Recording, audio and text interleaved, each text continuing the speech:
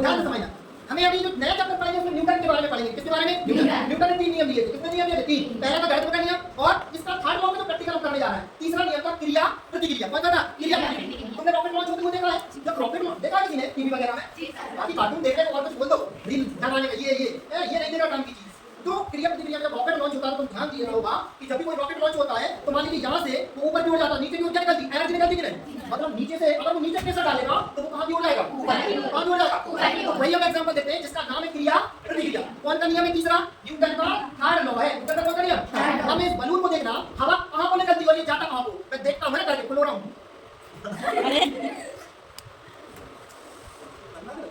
मैं देखता हूँ और बस रहना ही पड़ेगा। ओके ध्यान से समझना, ये इसका मतलब करना है ना। अगर ये इसकी एनर्जी यानी कि इसमें हवा है, हवा अगर इस साइड को आती तो देखते हैं बलून किस साइड जाता है। तो ध्यान से देखना, अगर मैं इसे छोड़ रहा हूं, छोड़ दो जी सर। छोड़ दो जी सर।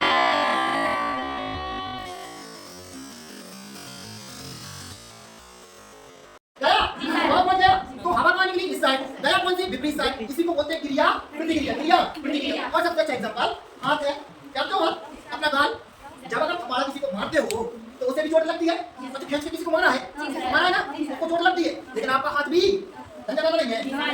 तो वही क्या है? क्रिया प्रतिक्रिया। तो न्यूटन के तीसरे नियम के अनुसार अगर आप किसी चीज में क्रिया करोगे तो उसके विपरीत क्या होगी? प्रतिक्रिया। तो ऐसे रॉकेट लॉन्च होते हैं ना तो नीचे से वो नीचे एनर्जी देते हैं और जैसे नीचे एनर्जी आती है तो वो कहां की ओर जाते हैं? ऊपर की ओर जाते हैं। तो रॉकेट लॉन्च होते हैं चंद्रयान 2 चंद्रयान 3 में जब हम देखते हैं कि बड़े-बड़े रॉकेट लॉन्च हुए हैं ना, उपग्रह में कक्षाएं कर रहे हैं, वो इसी नियम के द्वारा। किस नियम के द्वारा? न्यूटन के तीसरे नियम द्वारा। कौन सा? क्रिया प्रतिक्रिया। अब ये पढ़ेंगे क्रिया प्रतिक्रिया होता क्या है ना, तो ये तीसरा नियम का एग्जांपल था। समझ में आया ना? ये याद रहेगा?